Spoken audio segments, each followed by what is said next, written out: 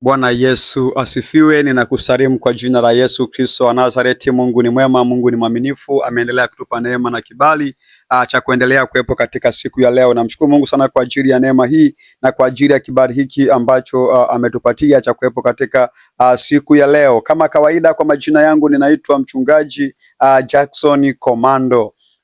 Leo kuna kitu ambacho nataka nije kukisemea jua nini, juu ya hiki ambacho kinachoendelea mtandaoni juu ya hii ndoa ya Zailisa na Manara. Kuna kitu ambacho nimeona tunaweza tukajifunza kwenye swala kama hili la Haji Manara na Zailisa.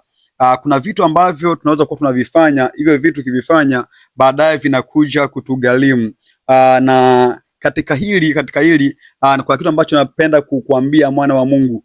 Nimepandisha hii video kwa sababu wewe au mtu mwingine pia ajifunze kitu yani kutokana na hili ambalo limewapata hawa wawili.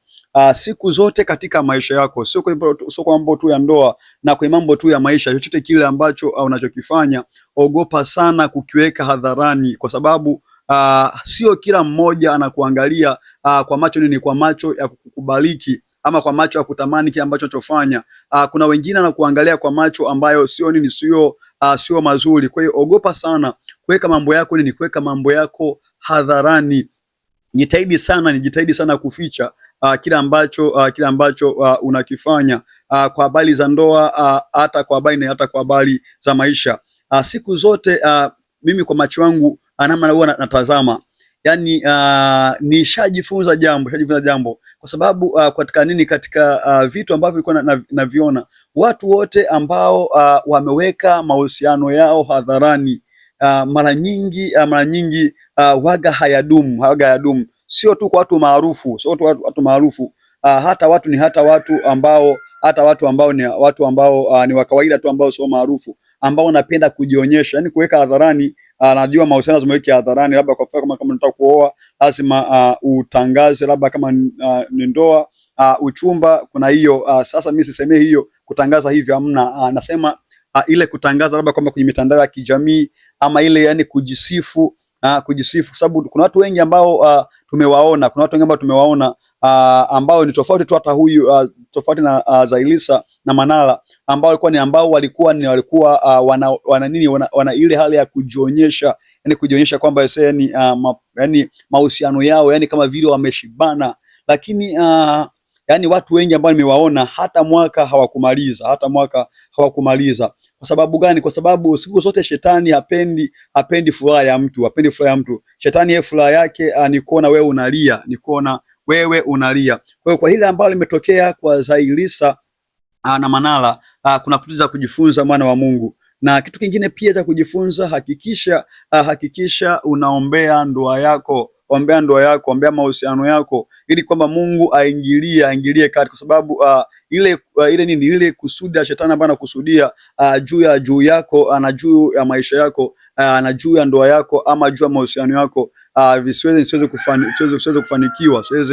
kufanikiwa, kwa sababu najua shetani siku zote iko kazini kwa ajili ya kuhakikisha kwamba wewe unalia. Hiyo ndio kazi ya shetani, kama jinsi wewe unavyokwenda ofisini, na shetani hivyo pia yeye kazi yake ni hiyo, kuhakikisha watu wanalia. Watu wanapotengana ni furaha kwa shetani, Kwa hiyo mwana wa Mungu, angalia sana mahusiano yako, usiwe mtu wa kujionyesha, yani kama kupendana pendaneni, lakini la ya kujionyesha inakuwa ni ngumu. Shetani ana asili ya kukuinua juu, ili kwamba siku akikuangusha, ili kwamba kila mmoja aweze kujua kwamba huyu ameanguka. Kwa hiyo kuna hiki ambacho kinachoendelea, na mimi nataka kukuwekea kile ambacho Zailisa amekiandika kwenye mtandao wake wa kijamii. Mungu akubariki sana. Amina. Mambo ya ndoa ya Haji Manara na Zailisa yameharibika, na sasa hivi ukienda kwenye peji ya Zailisa ameandika vitu vizito sana, na inaonekana kuna issue kubwa sana ambayo kwa sasa hivi maybe haiwezi tena kurekebishika, na Zailisa ameamua kumwaga mambo hadharani. ameandika vitu vingi sana, lakini nitakusomea hapa sehemu ya kwanza. Alishare kwenye posti ujumbe unaosomeka kwamba mtu mzima hovyo wewe, mshenzi mkubwa, imetosha sasa, nimechoka kupretend. Sasa acha tuvuane nguo kama ulivyozoea. Mtoto wa dada yangu amekuja kukaa likizo kwa mapenzi, na muda wake wa kuondoka ulivyofika ulimzuia, kumbe ulikuwa unamtongoza. Shame on you. Ulikuwa na kazi ya kumshikashika maziwa binti mdogo wa under 18. Sasa raundi hii umechezea pabaya. Umezoea kulala na mahouse girl, sasa ukaona uhamie kwa binti yangu. Lo, unatumia mtoto shilingi 50,000 vyako akiwa shule ili umlagai. Kwa taarifa yako, tuna ushahidi wote na driver wako pia anajua kila kitu, na tumeambiwa na hatutakukalia kimya. Kila nikiomba talaka yangu hutaki kunipa. Jinamizi wewe, unagombana na mimi, unamwambia kijana wako arekodi, kisha unaongea vya uongo, unamtishia kupeleka kwa mange ili unidhalilishe. Sasa raundi hii si cheki na kima. Kama umeshazoea kudhalilishana, nitakupa unachostahili. Ameweka ujumbe kwenye caption, ameandika kwamba Mange Kimambi, naona uliletewa habari za uongo kwa lengo la kunichafua. The time is now. Nitafute mwenyewe nikupe za ukweli. Hata interview round hii nitafanya, nitoe maovu na uchafu wa huyu baba wote.